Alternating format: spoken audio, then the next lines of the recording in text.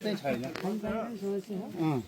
खै एक धारा एक घर एक धारा भनेर अहिले चाहिँ अब यी बाल ल्याएर यति गरेर अब ट्याङ्की आफैले ट्याङ्कीको हजरी पनि आफैले खानुपर्ने रे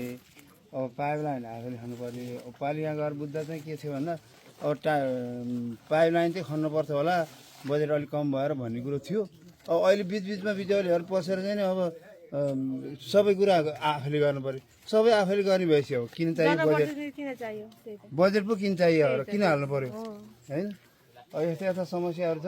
जुन पार्टी आयो भने अब यस्तो गर्ने उस्तो गर्ने भन्ने जाने केही गरे छैन है अब त्यो हुन्छ भने त अब हामी जिताएर पठाउने अब अहिलेभन्दा अगाडि पनि पठाइरह